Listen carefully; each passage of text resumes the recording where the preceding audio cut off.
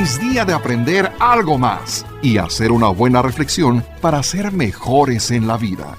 ¡Claro! Te acompaña ese amigo que te guiará en tu camino. Él es el Padre José de Jesús Aguilar Valdés, la voz amable de la radio. Esto es En tu Camino.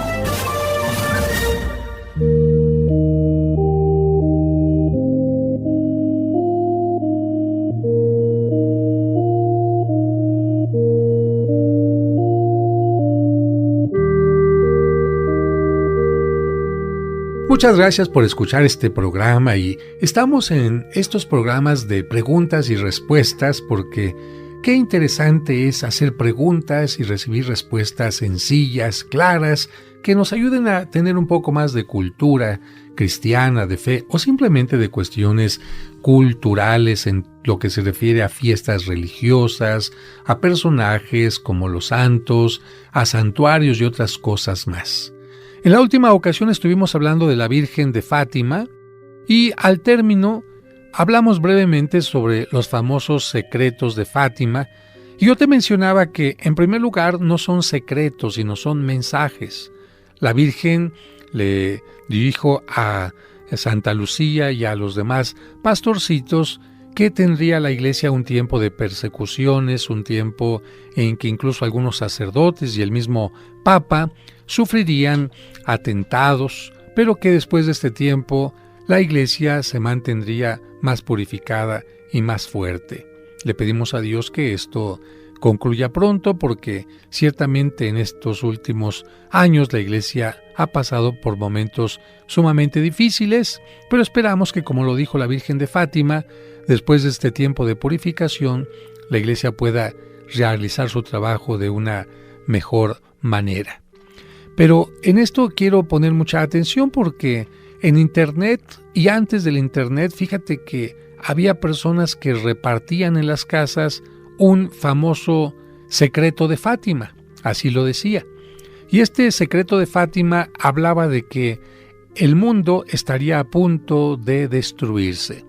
Y este secreto falso, repito, de Fátima, decía que el mundo se llenaría de oscuridad durante 3 o más días, que en ese momento ninguna luz iluminaría, ni de lámpara, ni de foco, ni luz eléctrica. La única luz que podría iluminar sería la del cirio pascual. Y por lo tanto, todos deberían tener en su casa un cirio pascual, porque de lo contrario quedarían en completa oscuridad. Este secreto falso de Fátima hablaba también de un temblor que duraría no minutos, sino horas. Imagínate, oscuridad y un temblor. Y que toda la gente escucharía en sus puertas y en sus ventanas que había gente que pedía ayuda, pero que no habría que abrirles la puerta ni la ventana. Imagínate la Virgen María diciendo: ciérrale la puerta y la ventana al que te está pidiendo ayuda. Imagínate en un tiempo de temblor y de oscuridad, tú cierra la puerta y la ventana y ten un corazón totalmente con falta de misericordia. Bueno, esto es absurdo, precisamente por eso es un mensaje falso. Y este falso mensaje también dice que solamente los que tuvieran el cirio encendido y estuvieran rezando el rosario se salvarían. Es decir, aquí la Virgen no dice se va a salvar la gente de un corazón bueno, los misericordiosos, los que han cumplido con ayudar a la comunidad, los que han sido buenos esposos. No, aquí el único camino para salvarse parecería mágico: un cirio y el rosario. Esto contradice totalmente el Evangelio, porque Cristo nos ha dicho que para salvarse no necesitamos de velas o rosarios. Pueden ser buenos, una vela que represente la fe, un rosario que nos ayuda a hacer oración, pero Jesucristo nos ha dicho que la salvación tiene que ver más bien con nuestro compromiso, con el amor al prójimo, con el respeto a las normas, con la vivencia de los valores evangélicos, etc. Así que ten mucho cuidado, porque este correo que anda por el Internet, cuando la gente lo escucha o lo ve, pues inmediatamente se llena de temor y empieza a pensar que ya se está acabando el mundo, y si luego la gente une esto a las falsas profecías de los mayas y a quién sabe cuántas cosas, pues se llena de miedo. Y un creyente no puede ser una persona que viva con miedo, sino más bien con convencimiento de que, como Cristo dijo, nadie sabe ni el día ni la hora, y por eso tenemos que estar viviendo cada día como si fuera el único y el último de nuestra vida. La siguiente pregunta es: ¿son ciertos los mensajes apocalípticos de la Virgen María? Bueno, la palabra apocalipsis en realidad significa revelaciones, y son revelaciones que Dios hace al apóstol San Juan y también a nosotros, pero mucha gente confunde la palabra apocalíptico como algo que tiene que ver con el final del mundo. Por eso hacemos esta aclaración. El Evangelio presenta a la Virgen María como una mujer de fe, esperanza y alegría, aún en los momentos difíciles, como por ejemplo cuando tuvieron que huir a Egipto, cuando tuvo que dar a luz en un humilde pesebre. Ella se mantuvo siempre llena de esas virtudes y dones, fe, esperanza y alegría. Por lo que las visiones o apariciones de la Virgen en los distintos lugares son signos amorosos que han suscitado una gran fe y un acercamiento a Dios, y es por eso que su veneración ha sido aceptada por la Iglesia Católica, al grado de que se han incluido celebraciones importantes, como por ejemplo, en el año, ¿verdad?, como por ejemplo la fiesta del Rosario, la fiesta del Carmen, etc. Y también se han autorizado construcciones en homenaje a la Virgen María e incluso algunos supuestos lugares de aparición como Fátima, Lourdes, etc.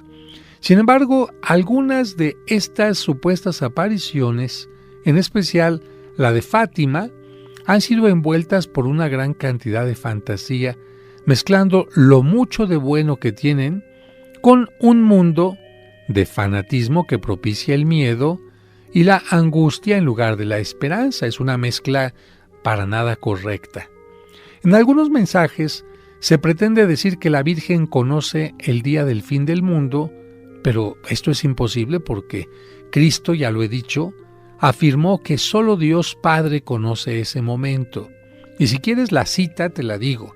Esto lo dice Cristo en el Evangelio de San Mateo, en el capítulo 24, versículo del 29 al 31, y después también el versículo 36. Te repito, Mateo 24, versículos 29 al 31 y luego el 36. Cristo dice: nadie conoce el día ni la hora, ni siquiera Jesucristo, solamente Dios Padre. Además, Jesucristo predicó que en aquellos momentos difíciles, cuando parece que todo se está acabando, no se tendría que tener miedo, sino más bien esperanza, porque en todo caso que fuera el fin del mundo, no se trataría de la destrucción total, sino más bien del triunfo de Dios y del bien. Por lo que si tú eres una persona de bien, lejos de tenerle miedo a un momento así, tendrías que decir: bueno, si se va a acabar el mundo, yo sé que si he vivido de acuerdo a lo que Dios me pide, pues voy a poder participar de la alegría final. Vamos a la siguiente pregunta. ¿Cuáles son las imágenes de la Virgen María más conocidas en el mundo? Bueno, es una pregunta interesante porque ¿cuántos nombres dedicados a la Virgen? Pues que Juquila, Fátima, Talpa, Los Remedios, la Caridad del Cobre, en fin. ¿Cuáles son las imágenes de la Virgen más conocidas en el mundo? La Virgen de Guadalupe es la número 1 en todo el mundo, no solamente en México. En segundo lugar, la Virgen de Lourdes. Y en tercer lugar, la Virgen de Fátima. Son las vírgenes, es la Virgen María, pero le llamamos vírgenes por sus distintas maneras de representarse. Son las más conocidas, especialmente por el mensaje, por las revelaciones que dieron a conocer. La siguiente pregunta es: ¿cuándo se originó el rosario y cómo se difundió en el mundo? Miren, el rosario nació durante la Edad Media por el amor de los cristianos a la Virgen María. ¿Cómo surgió? Los monjes orientales usaban piedritas para contar el número de sus oraciones. En los conventos medievales, todos los monjes debían rezar los 150 salmos que hay en la Biblia durante el día. Acuérdate que son 150 salmos los que tiene la Biblia. Pero, ¿qué hacían los monjes que no sabían leer? Pues se la pasaban a lo mejor distrayendo a los demás, no sabían decir los salmos, y entonces se les puso una actividad semejante. Se les pidió que rezaran 150 Padres Nuestros durante el día. Pronto a esos 150 Padres Nuestros se les intercaló el rezo del Ave María. Así cada 10 Padres Nuestros se rezaba un Ave María y posteriormente se cambió la oración al revés. Al principio ya dijimos eran 150 Padres Nuestros y después se añaden 15 Aves Marías. Cada 10 Padres Nuestros un Ave María. Pues bien, esto cambia después de tal manera que ahora el primer cambio es van a ser 150 Aves Marías y cada 10 Aves Marías un Padre Nuestro. Y para no perder la cuenta se utilizó un hilo con cuentas en forma de rosas al que se le dio el nombre de rosario. Pero sobre esto continuamos hablando en un momento.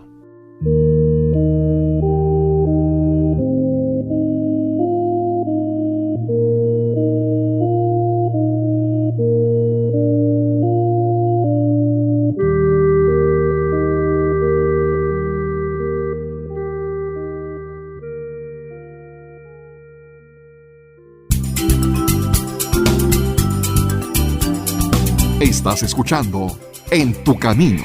En tu Camino. Con el Padre José de Jesús Aguilar Valdés. La voz amable de la radio. En tu Camino. Es la mujer, María siempre virgen. Hola, me llamo Larisa y te digo una cosa, a los niños también nos gustan los sábados marianos de En tu Camino. Cantemos al Señor un canto nuevo, un canto a la mujer. Te esperamos el próximo sábado a las 2 de la tarde para que disfrutes el Sábado Mariano aquí en Tu Camino. En tu Camino, un programa para encontrar la meta.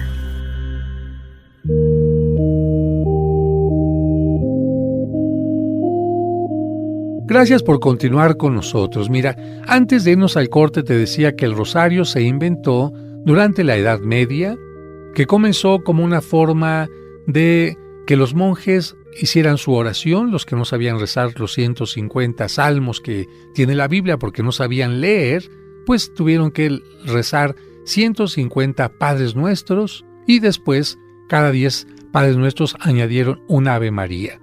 Después vino un cambio. Por amor a la Virgen María, decidieron que fueran 150 Aves Marías y 15 Padres Nuestros. Pero como a la gente le gustó este tipo de oración y no tenían el mismo tiempo que los monjes decidieron dividir el rosario en abonos, es decir, en 3 partes, en 3 pagos, para que me entiendas. Y así la gente empezó a rezar un día 50 Aves Marías y 5 Padres Nuestros. Al día siguiente, otros 50 Aves Marías y 5 Padres Nuestros, ya llevamos 100, y al tercer día, otros 50 Aves Marías y 5 Padres Nuestros, y así el rosario en abonos en 3 días se rezaba completamente hasta cumplir los 150 Aves Marías y los 15 Padres Nuestros. Tú me escuchaste decir que el rosario se inventó en la Edad Media, porque el rosario particularmente está basado en la oración de Dios te salve María, llena eres de gracia, etc. Pues esta oración se compuso en el año 1100 más o menos. Esta oración del Ave María antes solamente se decía así, tal cual como voy a decir ahorita, Dios te salve. Hasta ahí terminaba la oración. Eran solamente 3 palabras las que consideraban las personas como el salve. Después se fue añadiendo todo lo demás que tú conoces. Dios te salve María, llena eres de gracia, el Señor es contigo. Estas palabras fueron tomadas del momento en que el ángel le dice a María que ella es escogida por Dios para ser la madre de Cristo.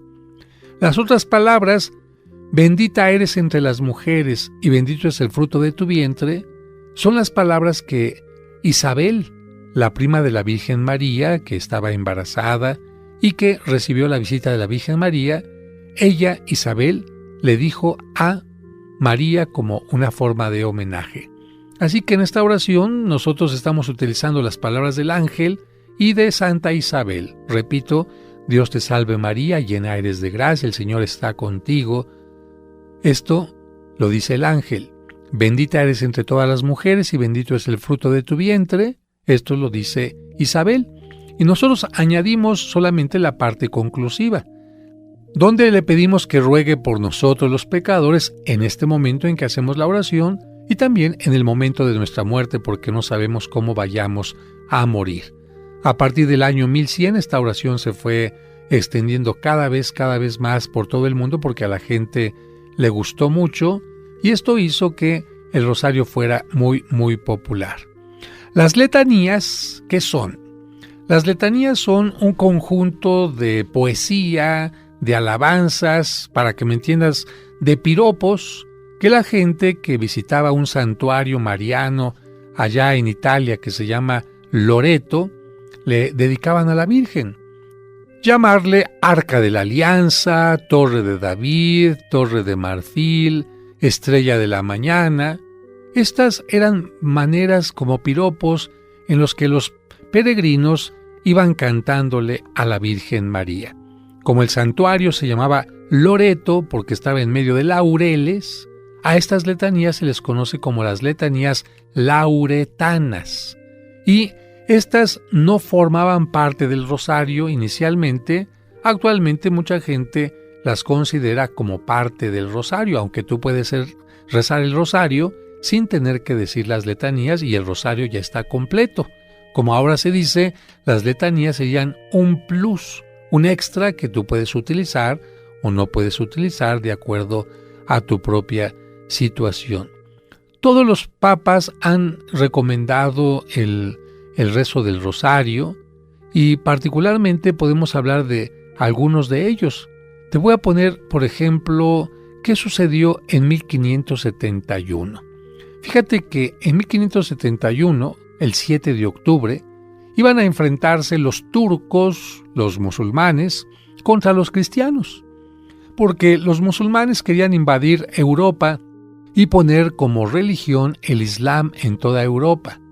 Los católicos se organizaron para que esto no se hiciera realidad y fueron con sus ejércitos a luchar allá en el Golfo de Lepanto, muy cerca de Grecia, y aunque al principio iban perdiendo los cristianos, en un momento determinado invocaron a la Virgen María, rezaron el rosario y las naves de los cristianos empezaron a tener una fuerza pues inusitada porque el viento les ayudó, sopló sus velas y pudieron vencer al enemigo. Desde entonces, el 7 de octubre, por aquel rosario que se rezó y que permitió que los cristianos pudieran obtener el triunfo, se dedicó a la Virgen del Rosario. Así que ahí está esta explicación sencilla de cómo comenzó el rosario. Algunos papas lo han recomendado especialmente, por ejemplo, el Papa Pío X fue el que fijó la fecha del rosario para el día 7 de octubre, y también podemos decir que el Papa Juan Pablo II tuvo un gran amor por el rosario, tanto que él le añadió 50 Aves Marías más y 5 Padres Nuestros. Ahora un rosario completo es de 200 Aves Marías y 200 Padres Nuestros. Lo que hizo el Papa Juan Pablo II fue añadir 5 nuevos misterios que se rezan los jueves. Y a estos misterios se les llama misterio de la luz o luminosos. ¿Qué es un misterio en la Biblia? Un misterio es una parte de la vida de Jesucristo que nos ayuda a entender que Dios nos ama o que nos da alguna enseñanza especial. Los misterios pueden ser llamados gozosos, pueden ser llamados dolorosos de acuerdo a lo que representan. Por ejemplo, si hay una gran alegría o una gran tristeza.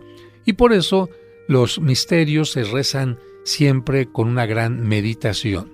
Los misterios tú los conoces. Por ejemplo, tenemos el momento en que el ángel le anuncia a la Virgen María que va a ser madre de Cristo, el momento del nacimiento de Cristo, el momento de la presentación al templo, y así podemos recordar también momentos dolorosos cuando Cristo está siendo martirizado cuando muere en la cruz, o misterios de gran alegría como cuando resucita o cuando la Virgen María es llevada a los cielos. Y los últimos misterios que el Papa ha puesto tienen que ver con alguna enseñanza en donde Cristo nos enseña no solamente su amor, sino también la luz de su sabiduría, como por ejemplo las bodas de Caná. Yo te invito a que, si nunca has rezado el rosario, pues hagas el intento de empezar a rezar simplemente los Padres Nuestros y las Aves Marías, sin letanía, sin decir siquiera cuáles son los misterios y simplemente con mucho gusto. ¿Cuáles son los santuarios de la Virgen María más conocidas en México? La Basílica de Guadalupe en la Ciudad de México, el Santuario de la Virgen de los Remedios en el Estado de México, muy cerca de Ciudad Satélite, el Santuario de Nuestra Madre Santísima de la Luz en Guanajuato, la Basílica de San Juan de los Lagos, el Santuario de Zapopan y el Santuario de Talpa en Jalisco, la Basílica de la Virgen de la Salud en Pátzcuaro, Michoacán, muy bonita, construida por Vasco de Quiroga, el Santuario de la Virgen del Roble en Monterrey, que es un santuario maravilloso, parece que estuvieras en Roma al meterte a esta basílica, es increíble y mucha gente que va a Monterrey ni siquiera la conoce. El Santuario de Juquila y la Catedral de la Virgen de la Soledad en Oaxaca. Oaxaca tiene estos dos santuarios muy queridos por la gente. El Santuario de la Virgen de Quilá en Sinaloa, el Santuario de Nuestra Señora del Pueblito en Querétaro, el Santuario del Carmen y de la Virgen del Rosario en Puebla, el Santuario de la Virgen de Cupilco en Tabasco, el de la Virgen de Ocotlán en Tlaxcala. Por cierto, este es un santuario maravilloso con una cubierta en yesería y con azulejos increíbles. Ahí en Tlaxcala se le llama Virgen de Ocotlán porque pues la Virgen se encontró adentro de un ocote. Recuerda que a los santuarios o a las advocaciones de la Virgen se les puede llamar de acuerdo al lugar donde pasaron las cosas, como por ejemplo en Juquila o San Juan de los Lagos, pero también se les puede llamar por el lugar donde se encontraron. Si yo te digo que la Virgen de Ocotlán en Tlaxcala se encontró en un ocote, ¿dónde crees que hayan encontrado a la Virgen del Roble que está en Monterrey? Es una imagen pequeñita y pues la encontraron adentro de un roble. ¿Por qué las vírgenes eran encontradas en árboles? Porque pues alguna gente las escondía para protegerlas de algún enemigo, de alguna gente no católica que quisiera hacerles daño para destruirlas, y después, con el paso del tiempo, alguien las descubría. Lo mismo sucedió con la Virgen de los Remedios. ¿Por qué la Virgen de los Remedios tiene un maguey abajo? ¿Por qué es patrona del tequila? No. ¿Por qué la escondieron los soldados que venían con Hernán Cortés debajo de un maguey y después la encontró un indígena precisamente en ese lugar? Bien, para terminar, el santuario de Nuestra Señora de la Candelaria en Veracruz, el de Nuestra Señora de Izamal en Yucatán y el de Nuestra Señora del Patrocinio en Zacatecas son los santuarios más conocidos y más famosos de todo México.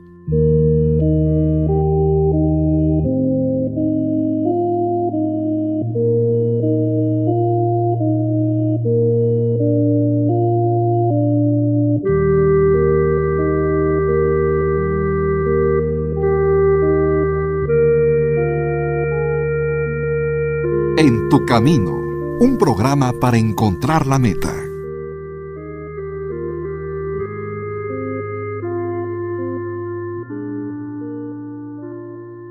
¿Te gustaría hacerle inolvidable el Día del Niño a un pequeñito de escasos recursos? Pon mucha atención y sabrás cómo hacerlo.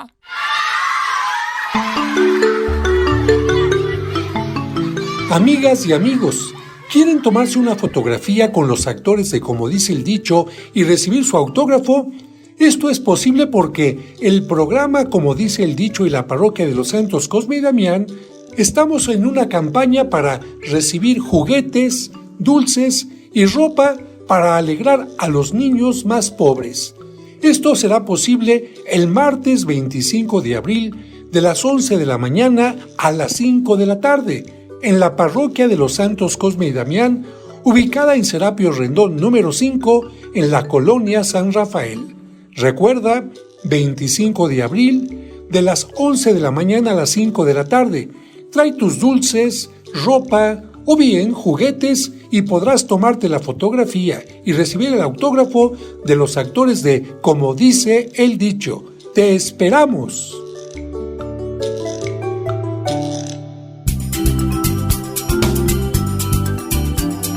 Estás escuchando En tu Camino. Con el Padre José de Jesús Aguilar Valdés, la voz amable de la radio.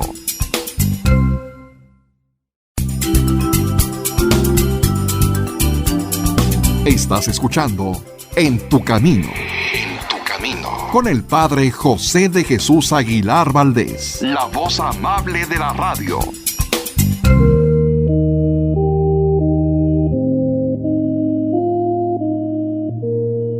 En esta sección de preguntas y respuestas estamos ahora con el tema de algunos santos, santas que tienen algunos patronazgos o patronatos, como se dice, en particular.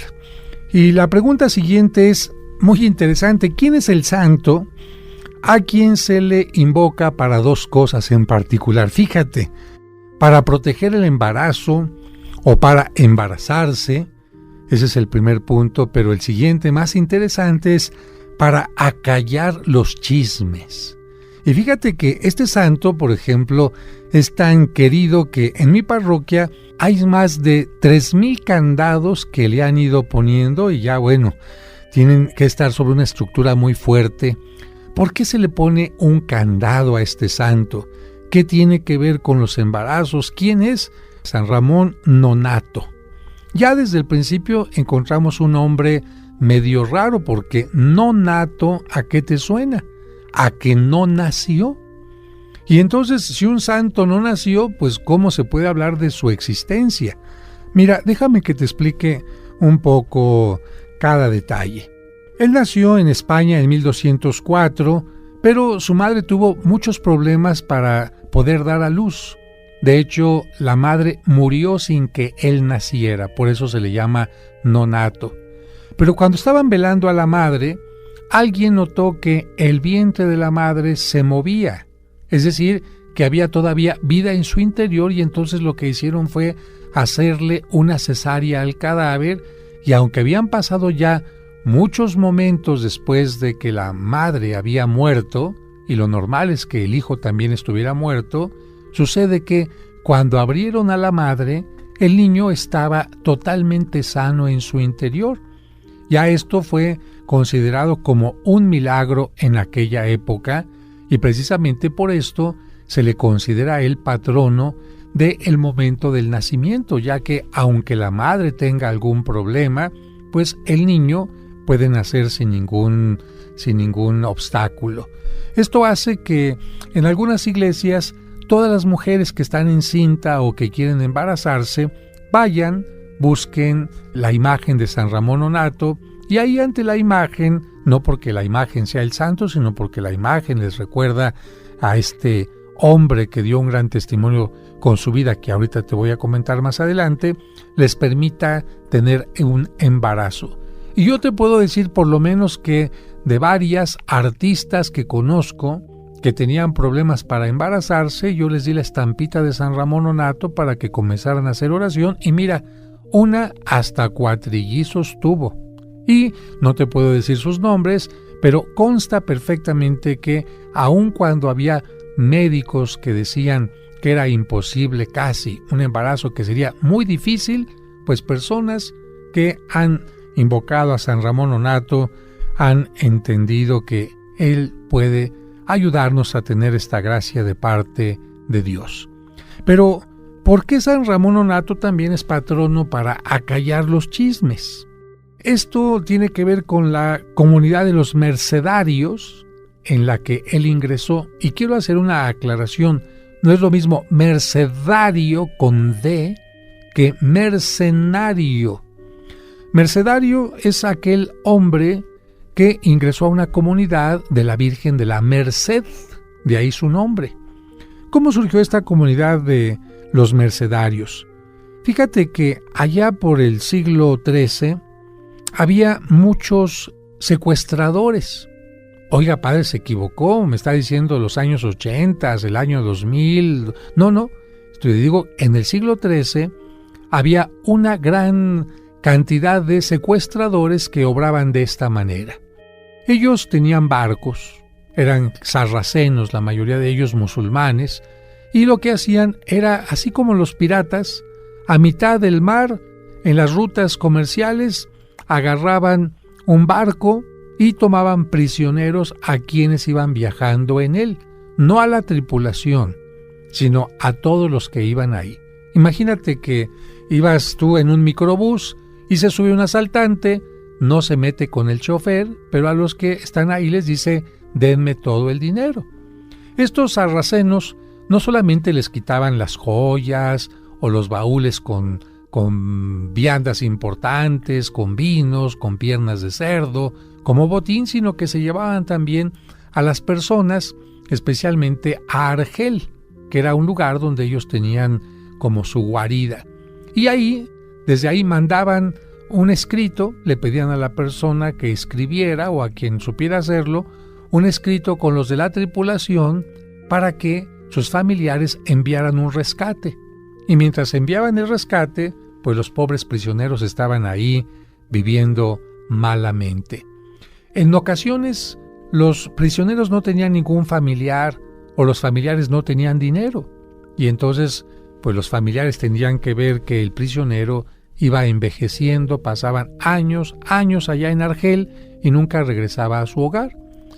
Esto hizo que un grupo de personas, inspirados por la Virgen María, entre los que estuvo San Pedro Nolasco, decidieran hacer una organización, una comunidad, para ayudar a rescatar a estos prisioneros. No solamente ayudarles con la oración, sino también con cosas prácticas. Así todos los días hacían oración por los prisioneros, pero también recorrían las calles con una alcancía para obtener de monedita en monedita el pago para ir haciendo varios rescates. Ya están entonces estos sacerdotes llamados mercedarios, por lo de la Virgen de la Merced, que tenían merced, cuidado, digamos cariño por los prisioneros, y llegaban con el rescate. Pero llegaron todavía algo más, y de hecho esto hizo también San Ramón Nonnato. De repente llegaban a las cárceles y decían, es que estoy viendo a este enfermo que está muy delicado, si no lo sacas te va a morir. O estoy viendo a este ancianito, hombre, está sufriendo mucho sin que le permitas que tenga la libertad. O estoy viendo a este hombre que su esposa está embarazada y no llega el recurso, déjalo salir. ¿A cambio de qué? Me quedo yo en prenda. Entonces los mercedarios, hablando con los sarracenos, decían, me quedo yo aquí en la cárcel, deja que salga y cuando llegue el rescate por mí, pues entonces ya me deja salir a mí. Pero a veces llegaba el rescate por los misioneros, por los mercedarios, y decían, bueno, ya llegó el rescate por mí, ahora me quedo por otro, y dejaban salir a otro. Y así los mercedarios se la pasaban varios meses, incluso años, en las cárceles de los sarracenos. Y esto hizo que precisamente San Ramón Nonnato, aprovechando que estaba allí en la cárcel, pues él se dedicara a hablar de Cristo y del Evangelio ante los musulmanes que eran sus captores. Y él hacía que la gente que estaba ahí secuestrada pues tuviera más esperanza, más entusiasmo, y aquellos que llegaban a morir ahí pues murieran de una forma más tranquila. Pero los musulmanes empezaron a tener problemas porque algunos musulmanes se comenzaron a ser cristianos y esto no fue de nada agradable para los líderes de los musulmanes. Así que dijeron, ese hombre, ese padrecito está predicando y está convirtiendo gente, ciérrenle la boca. Pero pues ¿cómo podemos hacer eso? Le ponemos una aguja con hilo y luego ¿por dónde va a comer? Y idearon entonces una especie de máscara muy curiosa con cuero que se la ponían durante todo el día y con un candado. Y esto hacía que el hombre no pudiera hablar. Y lo único que hacían era le abrían el candado para que pudiera comer. Y así lo mantuvieron calladito. Y San Ramón Nonnato, él decía, si algún día yo llego a ser santo, voy a hacer todo lo contrario. En lugar de poner un candado para callar las palabras de Dios, voy a hacer que aquellas personas que hablan mal, que son chismosas, que son blasfemas, empiecen a hablar correctamente o hablen las cosas de Dios. Fíjate cómo a los santos se les suele pedir por alguna cosa que haya tenido relación con su vida. Por ejemplo, San Ramón Nonnato tuvo problemas para el nacimiento, entonces las mujeres que tienen problemas para el parto o que quieren estar seguras de que su hijo va a nacer sin ningún problema, acuden a él. Como San Ramón Nonnato tuvo esta cuestión de que le cerraron la boca con un candado, aquellas personas que quieren cerrar la boca de aquellos que están con chismes, con difamaciones, acuden también a San Ramón Nonnato para que él interceda por ellos o por ellas.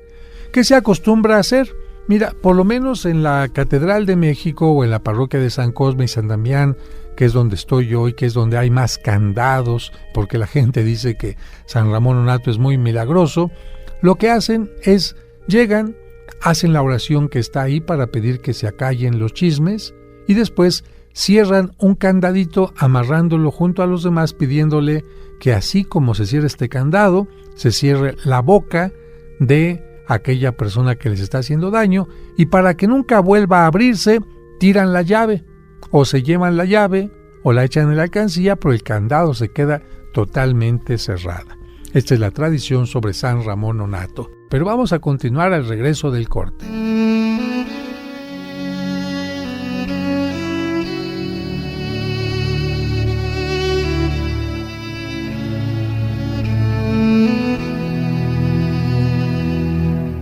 Señor, dicen que el lunes ni las gallinas ponen, pero estoy seguro que esa frase la inventaron los que buscan pretextos para no cumplir con su responsabilidad.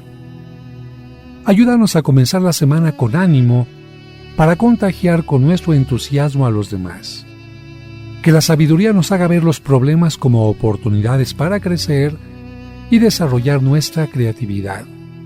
Después de todo, nosotros somos algo más que gallinas. Amén.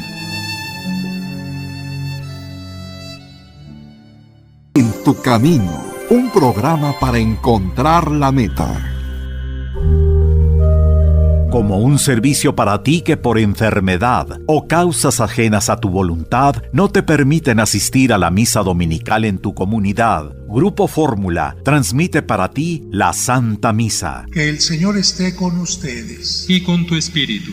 Proclamación del Santo Evangelio. La Santa Misa, todos los domingos a las 2 de la tarde por 1470 AM.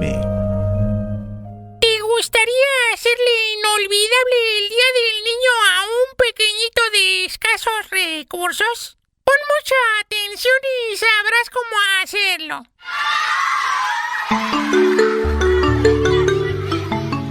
Amigas y amigos, ¿quieren tomarse una fotografía con los actores de Como dice el dicho y recibir su autógrafo? Esto es posible porque el programa Como dice el dicho y la parroquia de los Santos Cosme y Damián estamos en una campaña para recibir juguetes, dulces y ropa para alegrar a los niños más pobres. Esto será posible el martes 25 de abril de las 11 de la mañana a las 5 de la tarde en la parroquia de los Santos Cosme y Damián, ubicada en Serapio Rendón número 5 en la colonia San Rafael. Recuerda, 25 de abril de las 11 de la mañana a las 5 de la tarde. Trae tus dulces, ropa o bien juguetes y podrás tomarte la fotografía y recibir el autógrafo de los actores de Como dice el dicho. ¡Te esperamos! En tu camino. Regresamos con esta pregunta sobre los santos y particularmente ahora sobre San Ramón Nonnato.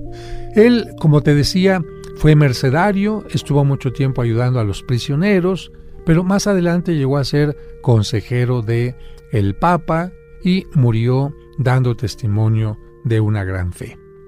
La siguiente pregunta que tenemos es: ¿por qué San Valentín es el patrono o el patrón de los enamorados? Tenemos que decir en primer lugar que el nombre de Valentín significa valiente o valeroso. Él vivió en Italia en el siglo III, es un santo italiano. Fue ordenado sacerdote y posteriormente obispo. ¿En qué tiempo? Ya dijimos, en el siglo III, en un tiempo en que estaban las persecuciones contra los cristianos y el emperador romano castigaba con la pena de muerte a quien profesara seguir a Jesucristo. Una tradición nos afirma que el emperador romano prohibía a los soldados contraer matrimonio porque esto los hacía más combativos en las batallas. Pero no obstante esta prohibición, San Valentín arriesgó su vida por predicar el Evangelio y realizar en secreto la celebración del matrimonio para los soldados. Claro, no faltó quien lo denunciara y fue aprehendido. Lo enjuiciaron brevemente y lo condenaron a morir decapitado. Murió por ahí entre los años 269 y 280. Por otra parte, algunos estudiosos de las aves afirman que en el hemisferio norte, es decir, toda la parte de Europa, las aves comienzan a emparejarse hacia el 14 de febrero, por lo que al celebrarse la fiesta del santo en esta fecha, pues se convirtió en patrono de las parejitas. Otros afirman que había una costumbre en las fiestas de la antigua Roma de entregarse obsequios entre los novios. Estas fiestas de Roma se llamaban las Lupercales y estaban dedicadas al dios Fauno. Estas fiestas hicieron entonces que la gente en febrero, los enamorados, comenzaran a obsequiarse cosas. Por otra parte, Francia, Bélgica, España, Gran Bretaña comenzaron a celebrar el día de San Valentín como el Día de los Enamorados. Posteriormente, cuando llegó esta celebración a Estados Unidos, pues se hizo ya más popular y también llegó a México. La devoción de los fieles que visitaban el sepulcro de San Valentín llegó a un exceso. ¿Por qué? Porque el sepulcro de San Valentín recibía miles de peregrinos todos los años y particularmente el 14 de febrero, pero un día que se descuidaron los encargados de la iglesia, se dieron cuenta que al día siguiente de la fiesta, había terminado la fiesta. ¿Cómo terminó? Uy, muchas flores, muchos cantos, sí, pero ya es 15 de febrero. ¿Qué pasó? ¿Dónde está el cuerpo de San Valentín? ¿Cómo? ¿Ya no está en su lugar? No. ¿Quién se lo llevó? No se supo. Entre los miles de peregrinos que llegaron a la iglesia, alguien se llevó las reliquias de San Valentín y ¿qué crees? No se sabe dónde quedaron. Esto sucedió en 1979. Pero bueno, nosotros no necesitamos de los huesos, de los restos de San Valentín para saber que fue una persona que dedicó su vida a defender el amor, a defender el vínculo del hombre y la mujer a través del matrimonio. La siguiente pregunta es sobre otro santo muy popular y es: ¿existió Santa Claus? Sí, verdaderamente existió y su nombre fue Nicolás. De hecho, se le conoce como Nicolás de Mira porque fue obispo de la ciudad de Mira. También se le conoce como Nicolás de Bari porque su cuerpo, después de su muerte, sus reliquias, fueron llevadas a la ciudad italiana de Bari, allí en Italia. ¿Dónde nació Santa Claus? Él nació a finales del siglo III y fue educado en la fe cristiana. Cuando murieron sus padres, heredó su gran fortuna y la empleó para hacer caridad. Él vivió en lo que conocemos ahora como la actual Turquía, allá en Pátara, ese lugar donde él estuvo viviendo. Se dedicó a ayudar en secreto a los pobres, ayudó a liberar a los presos inocentes, ayudó a los marinos también y mostró un especial amor a los niños, a quienes les obsequiaba muchos regalos. También ayudó a las mujeres que no tenían la dote para casarse, y como le gustaba ayudar en secreto, en cierta ocasión, unas señoritas que querían casarse y no tenían para la dote, pues estaban ahí preocupadas por esto, pero él no quería que supieran que él las ayudaría. Entonces él esperó que se metieran a bañar. Y cuando estas mujeres dejaron sus medias ahí colocadas junto a la chimenea, él se metió y colocó las monedas en las medias de las mujeres que se estaban secando, que se estaban calentando en la chimenea, y esto hizo que la gente acostumbrara a partir de entonces poner una media para que ahí Santa Claus les dejara alguna ayuda.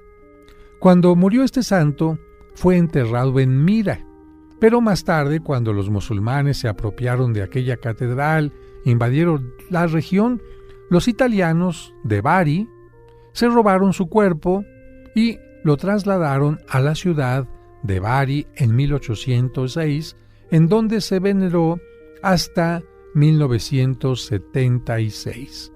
Este santo es patrono de los niños, los presos, los marinos y las jóvenes en edad de casarse. También es patrono de algunos países o ciudades como Rusia, Grecia, Apulia, Sicilia y Lorena en la región de Francia. El nombre de Nicolás se convirtió en otra lengua en Nicolaus o en Klaus. Lamentablemente, una campaña de refrescos de cola desfiguró la figura tradicional del santo, que se representa generalmente delgado, con su sombrero de obispo, y lo convirtió en una persona obesa. La mercadotecnia se encargó de lo demás, y ahora inventan que Santa Claus vive en el Polo Norte, que es muy gordo, y cosas de este tipo.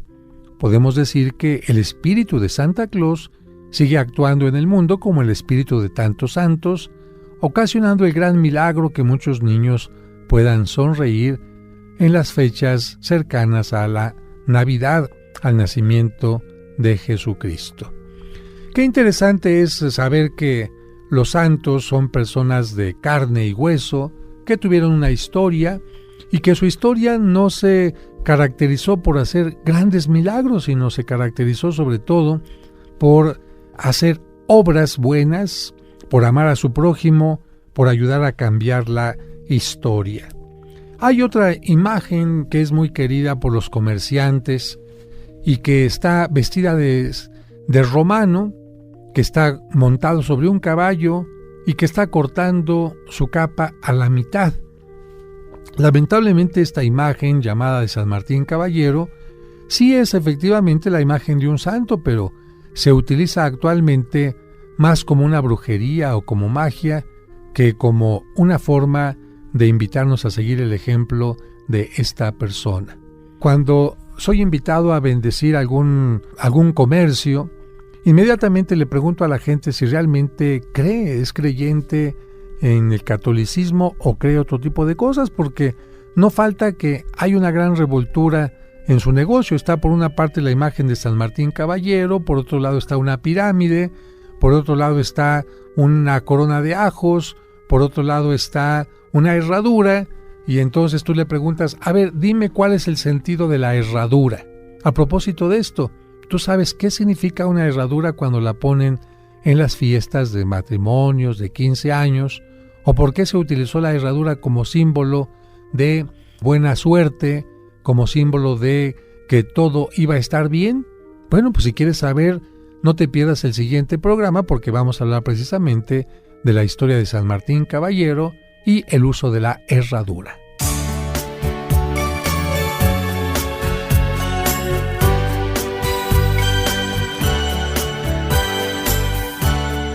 Bueno, pues muchas gracias a todos por haber estado en este programa. Muchas bendiciones. Hasta mañana.